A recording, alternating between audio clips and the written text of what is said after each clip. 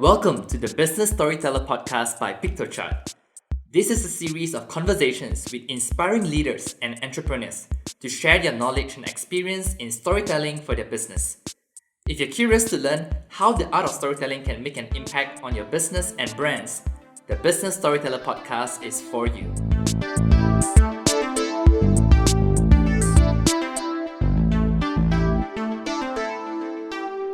Hi there, and thank you for listening to the Business Storyteller Podcast. My name is Wilson, and I'm your host for today's episode. In today's episode, we are exploring how storytelling can improve employer branding. And I'm delighted to be joined by an expert in this field, and it's my privilege to speak with Mick Griffin, who is the Chief Growth Officer at Traffit. Mick has 13 years of experience in SaaS companies, mainly in sales and growth roles. He has served previously as the Chief Revenue Officer at Brand24, and before that as the Director of Sales at GetResponse. Additionally, Mick is also the founder of a SaaS sales conference called Pipeline Summit, and he's also a mentor at growthmentor.com. He has been involved as a mentor in a number of programs such as Google Launchpad.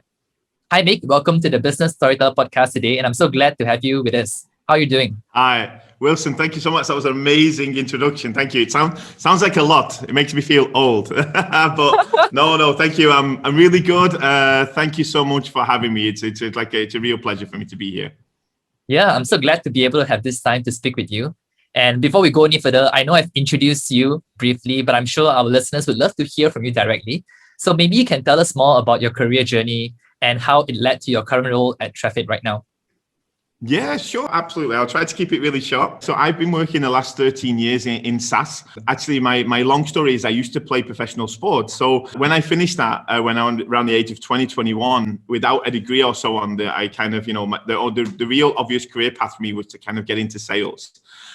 So I went into a number of sales roles back in the UK. Then I moved to Poland and suddenly found myself in this crazy world of SaaS with GetResponse and managed to find a really nice way of mixing my traditional sales experience with this nice new world of digital. And I got really, really lucky. Joined some really great companies over the years, companies who are kind of really ambitious, and we were doing lots of cross-border selling and things like that. And yeah, that's kind of brought me to where I am now at Traffit, which is, Traffit is a HR tech product or solution, let's say. So that was a new industry for me. But yeah, I'm really lucky at Traffit. We are kind of like this scale-up startup type scenario right now. And yeah, looking after the sales, marketing, kind of customer success elements of the business. And yeah, just learning from a lot of experiences. And like that's probably where hopefully we'll talk a little bit about today, where we are, what we are doing and what's hopefully a little bit different. And hopefully my goal today is that the listeners will learn or take even away just one idea. That's like my big focus for today. Well, that's great. Thanks for the introduction. I'm sure our listeners are curious because you mentioned about playing sports professionally. And what sport was that?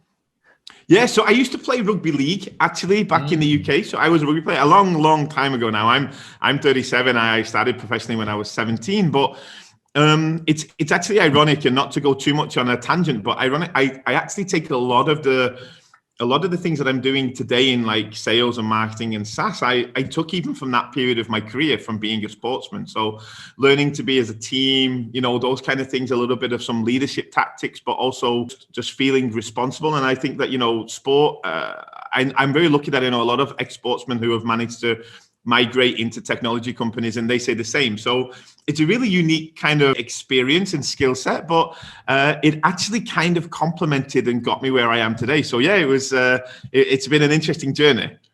Yeah, that must be really interesting. And I'm sure that context itself would have given you a very different perspective in terms of leadership. Well, I'm excited to get our conversation going. So let's get started. My first question for you is this. As an expert with your wealth of experience in sales and growth roles over the past 13 years, why do you think employer branding is so important at the present time? There's kind of two reasons for that. So one is very time specific. So I know that in a number of regions right now, recruitment is such a really hot topic, but it's also a quite difficult topic. So the market went up and down because of the lockdowns and the COVID and so on. So finding good talent is actually quite challenging right now, specifically because the market is very much in demand. We've also suddenly seen this huge change where companies, when they moved to fully remote, they suddenly opened up that talent pool. So, for example, I'm at Traffit based in Poland, and 2 years ago, my market was basically competing with other Polish employers mostly. And now I'm competing with employers from all over the world. Everybody can hire from everywhere. So employee branding is kind of so hot topic for us right now, because when we do need to find talent, we really need to make sure that we are attractive, our branding is clear, and that people look at our company from the outside and think, okay, that's a place I want to work. But the more long-term strategy of that is also basically that coming from the social media space, previously to working at Traffit, we know just how important now the outside voices are. So what I mean by that is 10 years ago, when I used to talk to a hotel manager, he didn't really care too much what was on TripAdvisor or Yelp. It wasn't such a big deal. It was only one bad review. And we now know that hotels completely thrive and have whole strategies around customer reviews. And what we truly believe is as well is that future employees of businesses are also now going to start to Google you. They're going to check out your social media. They're going to check out what your customers think about you. They're going to check out what your previous employees, platforms like Glassdoor are so popular right now as well. So I think that we are moving to a phase where we won't be able to live without employer branding, in the same way that I feel like the same strategy happened for sales and revenues 10 years ago. So customer opinions didn't really have so much power 10 years ago, and now they are super powerful. And I believe in that same trend for employees and future employees of your companies. Yeah, you brought up a really interesting point about the difference of how 10 years ago and where we are today. And even you mentioning about how remote companies are finding it, employee branding so important. And I would say it's the same for us at Piktochart as well, because ever since the pandemic, we realized that we have to start hiring remotely. And that has been a challenge for us. So glad to have you on this show to talk to us more about this. Also, we covered the present aspect of it, over the past 10 years and maybe the history of it. Now let's talk about the future. So based on your observation, how do you see employee branding affecting the future of brands and individuals in the long term? I truly believe that it will become what we are seeing now is this migration, I think, from employer branding, even as a keyword, was very much a HR type own topic. And we are now in this moment where I think you're seeing a little bit of a crossover between HR and marketing now. They're both trying to assist in this to make sure that the company as an employer has the right messaging, but it's still it's very in a very early phase. What will be really interesting for the future is, firstly, for me, who will own employer branding? I think right now that is a really hot topic in businesses. I think that companies really are confused a little bit whether or not it's HR, whether or not it's marketing, and how those things connect. And I do really believe that in the future, this will become a very strong marketing connected focus. So you're going to start to see also the budgets are going to change. I think that's a big thing. Right now, again, some companies do this really well, but there are many companies out there whose employer branding is based around posting more things on social media from inside the office, for example, which is a great start. But eventually we're going to start to spend money. I already know IT companies that are what I would say early adopters who are spending ad campaigns for employer branding right now. So they are pushing it through, especially through social media ads and LinkedIn and Facebook and so on. They're pushing their employer branding projects, such as corporate social responsibility projects, integrations. I was so surprised to see that a company was talking about their integration and it was coming through to my Facebook feed, but as a promoted post. And I think that's the future, because we are all starting to learn more and more the cost of not only bad hiring. I think we've talked about having a bad employee for a while now.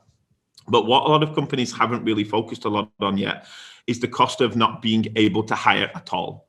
So again, talking about the old times where if it took you 3 months to fill a role instead of one, we didn't really know as a business how that changed too many things. It was maybe frustrating, but what we're starting to see now again, which is something that I think is driven by the IT industry, they're really able to tell the cost of that empty hire. Companies like Slack were talking about this 2-3 years ago, which, it can be costing them $5,000 a month not to have that person, because they need those tasks taken care of. They need that responsibility being picked up inside the company. So I think in the very near future, we're going to be talking about a lot more about the cost of recruitment, also the cost of not hiring. And then that money is what's going to flow hopefully in a really good way into those employer branding budgets. And you will start to see a lot more creativity, a lot more video related to employer branding. So I think it's going to be really exciting. Again, I think that companies and marketing departments don't know what they are missing out on yet. And I think when they find that out, it's going to be a really exciting time, because it will empower even more future employees. So I can't wait for the time that I'm thinking about or joining a company, and I'll be able to click on a website that allows me to do kind of like a 3D walkthrough of the office, to meet the team, all that kind of fun stuff. I genuinely think that's where we're going, and I'm looking forward to it, let's say. Yeah, that's a really interesting fact that you mentioned about how budgeting is going to change for us, how there's going to be a fusion between the marketing and the HR, right? And even like you mentioning some of the ideas that could possibly happen. Yeah, I mean, I give you a prime example of Piktochart is probably a great example of a company that is very visually orientated. You probably have your brand book, your design guides internally, you keep everything in line. And a lot of companies have that now for their marketing when it comes to generating leads and sales. But the amount of times I will then go to a company's career page and it will look completely different.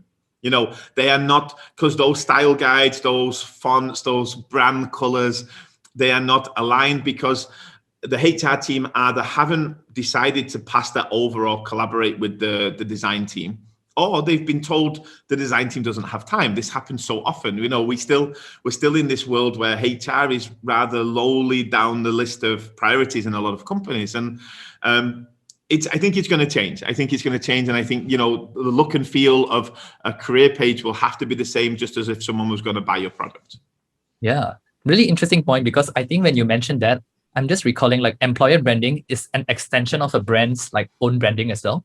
And sometimes, like you said, we focus so much on selling a product and we forget about like the employees itself, not presenting. So it has to be an extension and related to one another. Is it correct? Exactly. I also think this also leads to great existing employee satisfaction as well. Because again, what I really think is like, from the very first person someone is reading your job advertisement, they should feel that consistency of how things will work along the company altogether.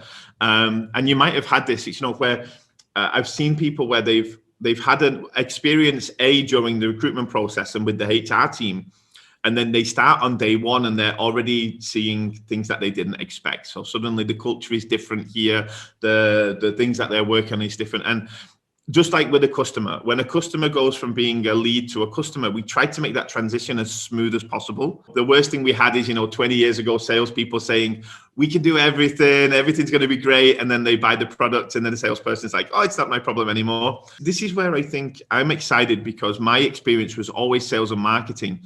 And I joined a HR tech company and I'm like, there's so many similarities here.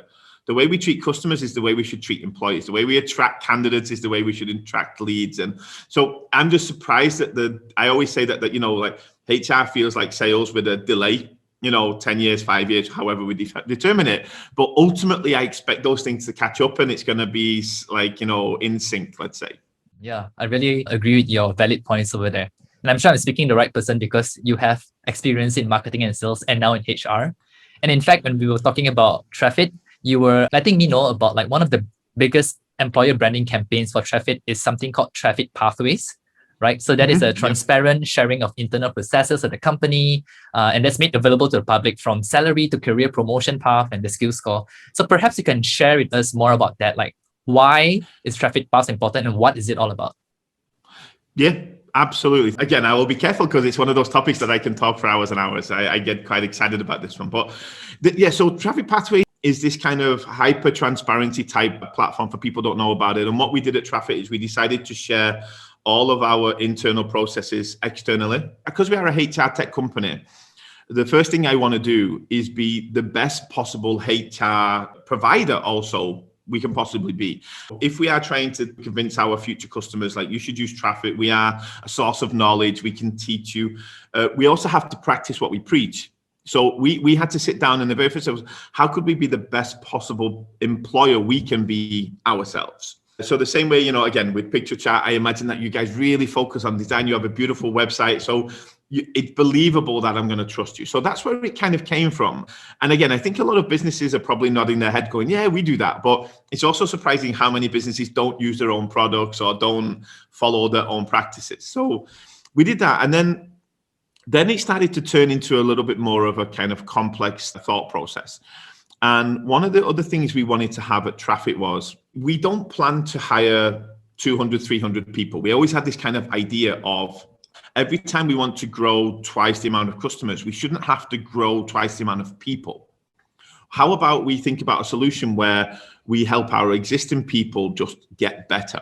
Yeah, so instead of having two people doing a role, maybe we can get that one person to be twice as good, twice as effective. And we started to think, okay, well, that's a really good thing, but we also don't have a 50 people HR department who can help all those employees. So how can we motivate them? How can we create kind of like 35, 40 mini CEOs inside the company? So we came up with this idea of, let's literally show people what do they have to do for the next year, 2 years, 3 years to achieve their goals. And then hopefully what will happen for us as a company is our team will become the drivers of the company, not us.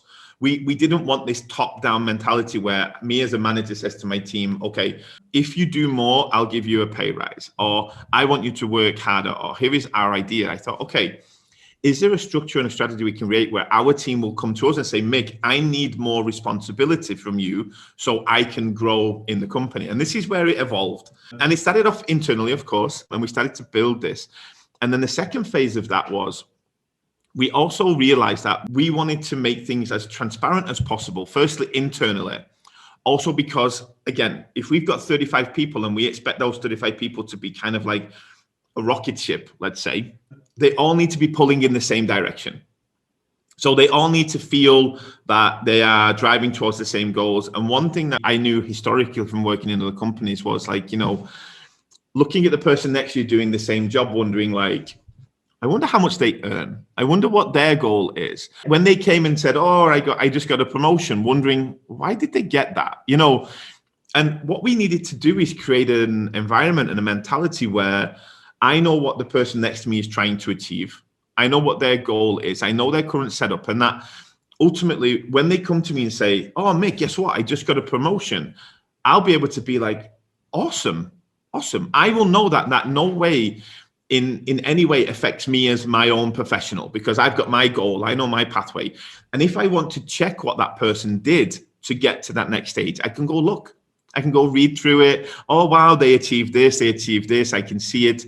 So we wanted to also come up with a scenario where everybody feels part of the same team. And my opinion was that if a manager knows a team member's salary, why can't that team member know the managers? You know, I couldn't actually come up with the valid reason. I know it's hundreds of years of, you know, culture and so on, and that's great. And the other thing to kind of point out is that what we don't want to do at Traffit is preach that everybody should do this. It probably doesn't work for some companies, and that's fine. But we wanted everybody to know what their own personal goals were and to share that. And then the final step of it was, we had two elements finally to go, okay, well, why are we going to show this outside? So one was employer branding. So we thought to ourselves, if we preach transparency internally, and if we want the right people to join Traffit in the future, let's give them a window. Let's give them a window to see how this looks. Let's give them a window to let them know what they're getting into. And it's been really nice to have those people since we launched Traffit Pathways come over and say, when you do have a position in my field, I would like to know about it. So it has attracted some people, which is great. I'm sure that it turned some people off, by the way. And, you know, we don't preach this as being perfect, but then the second benefit was, and we didn't think about this till, you know, towards the end, was our customers also get to see inside the inner workings of Traffit.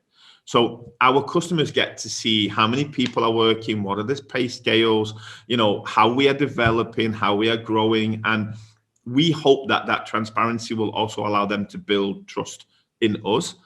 And I've talked a lot, as I said I would, but I've got one more kind of added benefit here, which is we didn't have this challenge so much in our company yet, but it also really now allows us to make sure that we never will have this problem, that we now have 100% ensured equality inside Traffit now. Because our salaries are transparent, there is never that element in the future that someone will be doing the same role, giving the same results to the company, giving the same value to the company, and earning different for any other reason. Not talking so much even about gender or race or sexuality, but also just because managers lost focus. So there are times in companies where managers, like Peter, will come and ask for a pay rise and say, oh, okay, you're great.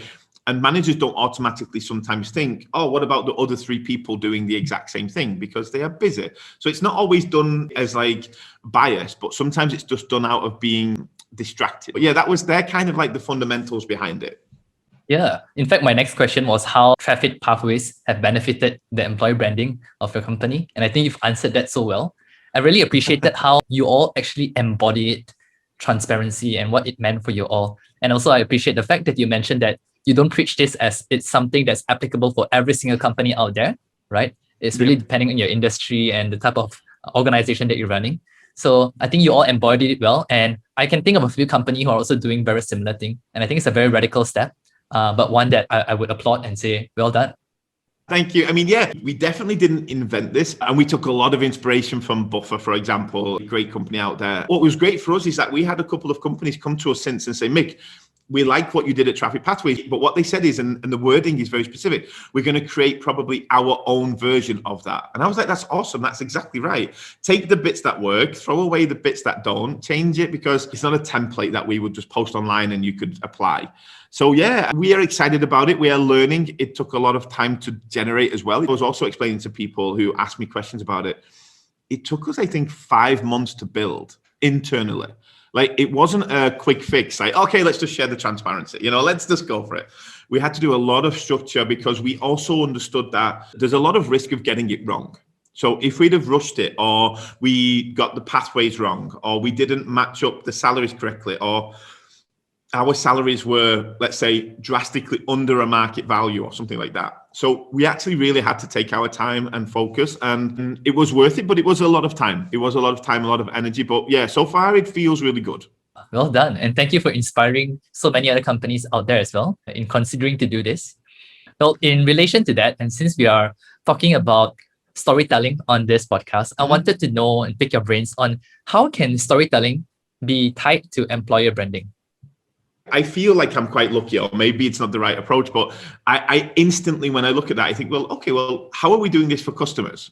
It doesn't particularly have to be so much different. And one of the things is the storytelling of the journey. Yeah, the journey of a candidate, for example. So one thing we are doing right now at Traffit is, during the recruitment process, we are able to tell the story of transparency. Why are we doing this? What are the benefits? What do our other team members say and feel? So we have this goal that even if we don't hire a candidate in a recruitment process, we want them to go away with a really good feeling about the company.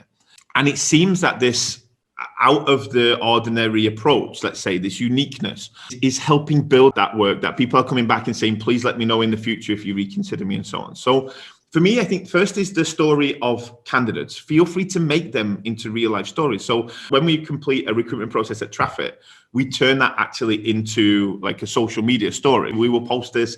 We will talk about how many days it took, how many candidates we had, what was the money that we spent. Because again, like many great SaaS companies, we are kind of like sharing first. We'll share all our stories, which is great. But one of the things we started to do, and this is something that has helped us, we started to add videos to our recruitment processes as well. So now in our job descriptions, if you're going to apply for a job in my team, in the job description, you're going to see a YouTube video from me, where I literally go, hey, listen, it's Mick. I'm going to try to take all these fancy words that we put in the job description and just talk about them normally. And I'll be like, so some of the questions are, how does it feel to work in the office? Well, this is how it works. We have 3 dogs. They are running around like crazy, those kind of things. So to be honest, yeah, I feel like the biggest part of storytelling in employee branding is making the company human again. We have to talk about real people inside the companies. One thing we do at Traffit, which has been a huge change for us. We haven't publicized this yet, but we now have no stock photos. We have a hashtag internally, which is no stock photos. And what we do now is, in every marketing campaign that we have, when we need a picture of someone, we take a picture of someone in our team. So all our landing pages, all of our social media posts, all of our thumbnails and so on, they're all pictures of Traffit team members, because we're like, let's put them in the front. When there is a call to action, which is like, would you like to have a call with our customer success team?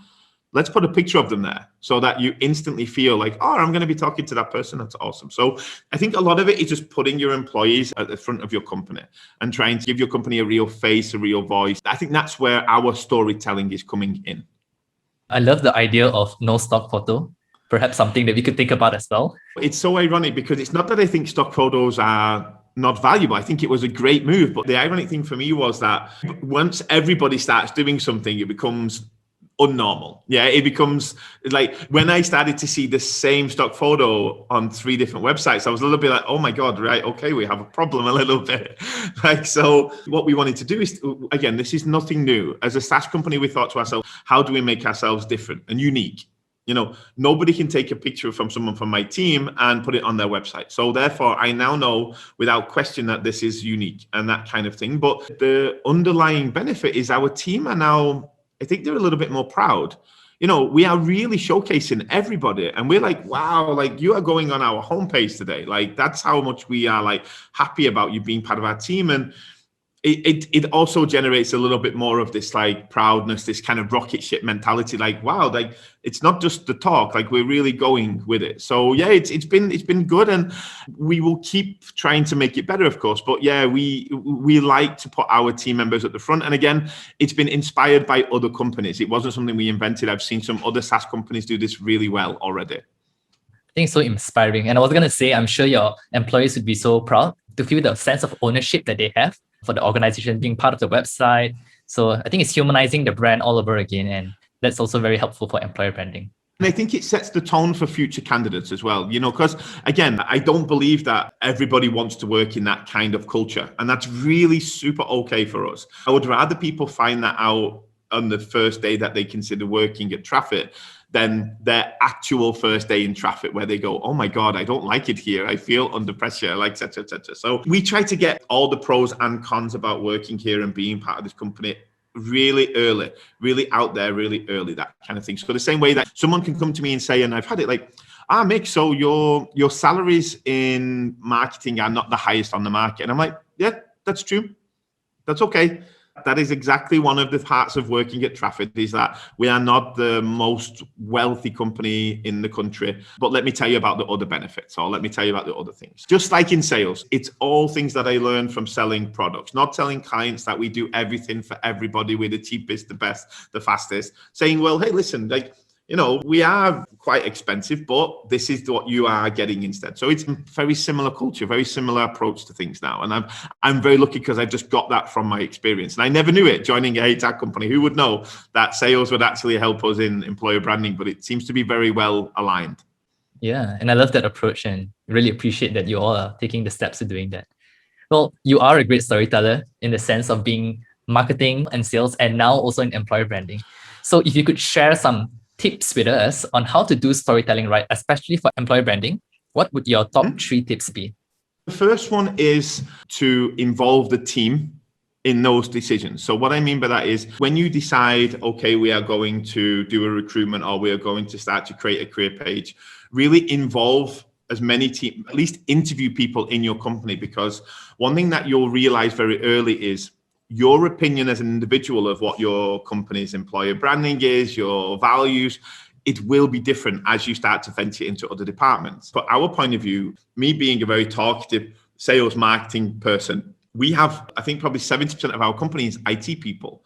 So they have obviously different traits, different characteristics. And they honestly said to me, like, Mick, before we set our brand, please be aware, like some IT people are introverts, but they're extremely good at their job. So I was like, that's a great point. I don't want to be like, come to Traffit and every day you're being videoed and you have to do this. I was like, okay, come to Traffit and if you want to take part, if you volunteer, that kind of thing. So that's probably tip number 1, which is to try and make sure you get different opinions, just like you would do when you're talking to customers. The second tip for storytelling which is to also sit down before you start. And once you've got that, collected that information, decide on your, let's say, brand, decide on your messaging. What I mean by that is try not to switch it around too much, because what we might have in some companies, what you'll have is one job description can sound very cool, like, oh, we're awesome. They're using words like this. They're using great graphics. They're saying that things are cool, that we've got dogs. But then in the very same company, you can read a job description that is very formal because they are recruiting, for example, for the legal department, let's say. We have a head of people and culture here at Traffit now, Anika, and she's amazing. And every job description runs through her. So she can look and say, okay, I've got to balance these out. Our core values for recruiting and employer branding are transparency, empowerment, responsibility. So everything runs through her so that she can make sure that we have this culture guide and this brand book, but they also obviously run through the marketing department as well. My third storytelling technique is obviously just to use multi-channel, I guess. Again, I say this with talking to marketers thinking they're going to look at me and go, Mick, obviously, like, tell us something new. So I always feel a little embarrassed, but you'll be surprised how many companies are not thinking about this when it comes to employer branding. So you've got a lot of things at your disposal. You've got social media channels, you've got video, you've got blogs. I mean, the amount of companies now that are launching these internal blogs, which I think are amazing. I think this is really important that you use multi-channel. TikTok is obviously something that companies can now use to show inside of their brand. And then if I can sneak a fourth one in, because they're coming into my brain as we're going, which is also just really important one, and I'm taking this from my social media days, which is make sure that you're also listening. Employee branding is a two-way street. So what you've got to be really careful of and keep constantly looking at, what are people talking about in your space?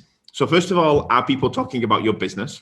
Make sure that you're throwing your brand name in Twitter search once a week, in Facebook. Let's see what people are saying. Maybe they're not reacting well to it. And then the second thing is also just keep an eye on the actual employee scenario in general, especially with things like the scenario that we're in right now where lockdowns are increasing, decreasing, etc. We really have to remember, like, I've seen a number of companies now that get really challenged when it's like, come and work in our office is their core employee branding message, when 2 weeks before the country went back into lockdown. So it's like you have to be dynamic, and you have to be also looking at what's happening in the market at the same time. Yeah, I think those 4 tips that you give us is really concrete. And thank you for the additional one as well. I think our listeners would really appreciate it. Sorry for sneaking that in. No, not at all. I think that those are really good concrete tips that we could take home and think about how to do it better. Well, we're coming to the last question. And this is one of my favorite questions because I love to ask you, what are some of your favorite examples of brands or companies out there who are nailing it at employer branding?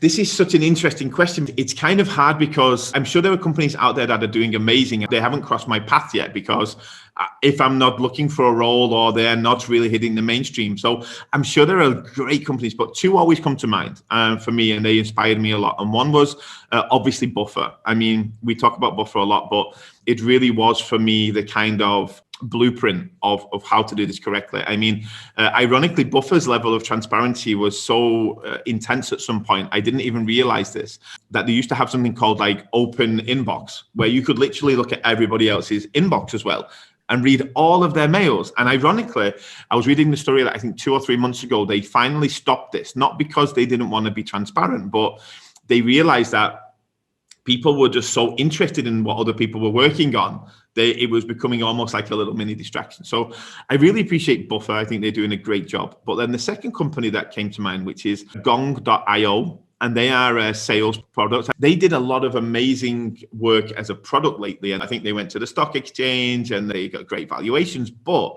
one thing that really struck out for me is they bought advertisement billboards in San Francisco, and they put pictures of their team on them. And I thought it was just amazing. I found out about it through their employees going, look how awesome this is. So they didn't have to say they were awesome. Their employees were saying awesome, but they were buying like the space on the benches in San Francisco with like, come join Julie in this team. And it was picture. And I was like, yes, that is like, wow, we have to do this. And this is where the whole like no stock photo kind of came into mind. And I love that. So those 2, I think, were just like really genuinely nice companies that kind of went for it, and they've inspired our process a lot. I would definitely agree with the both of them. And I think even at Piktochart, Buffer has inspired a lot, especially in terms of remote working and us making the decision to go fully remote.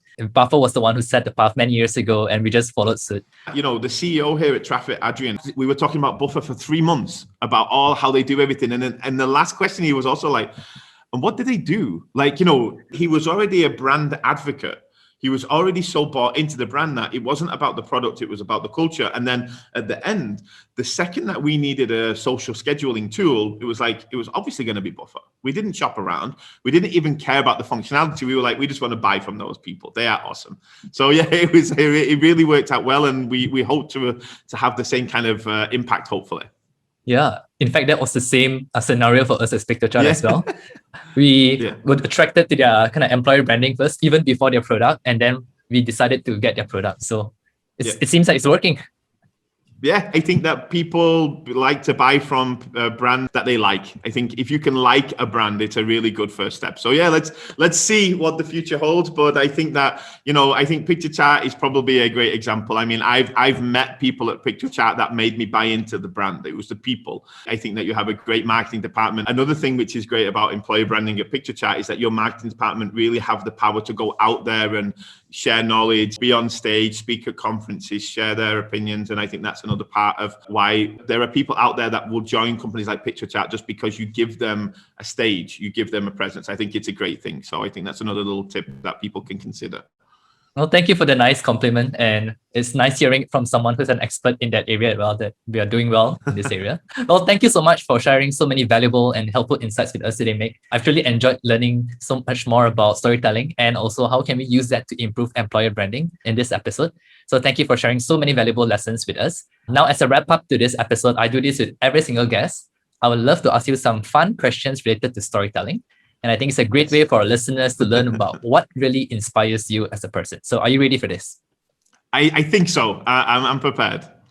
All right. So my first question for you is this. What is your favorite movie?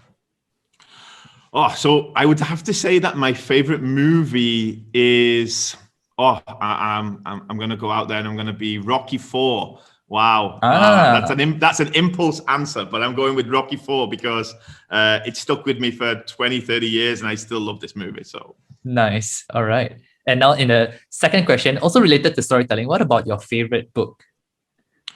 This is easy for me. It's definitely the Harry Potter series. I can't deny it. I'm a big fan. You can't make me pick which one. It would be like picking which of my children I love more. But Harry Potter, it hands down, it has to win, I'm afraid. Wow. Yeah, I remember reading Harry Potter as a teenager and growing up in that as well. So I can definitely resonate with that.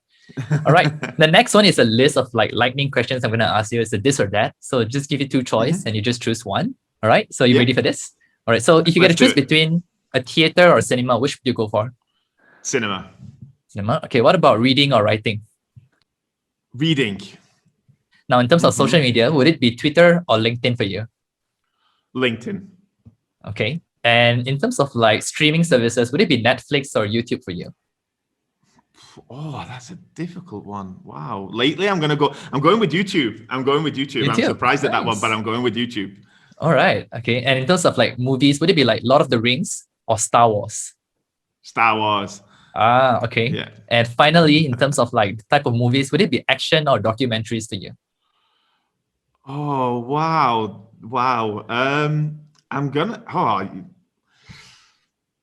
Documentaries. Wow. Again, surprising. I love action movies, but I'm an addict for documentaries. I can't get enough of them. So yeah, documentaries. Wow. Surprising me here. This is good. This is good. Well, that was fun. I'm also a fan of documentary and I love your take on this question. I trust that our listeners are also enjoying listening to that and possibly check out Rocky 4 again. And Harry Potter, of course, everyone knows about it.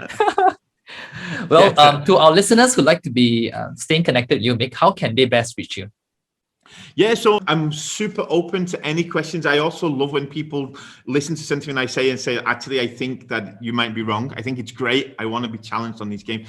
LinkedIn is a great way to find me. I'm always there. You can grab me, just look for the guy that has this hoodie on when you type Mick Griffin into LinkedIn and I'm going to be there. I get really inspired by talking to people about what their challenges are and what they've going on. And it always gives me energy to go back to Traffit and do something new. So please be encouraged to drop me a line, ask me questions about anything we talked about today. I'd be super happy to hear from anybody.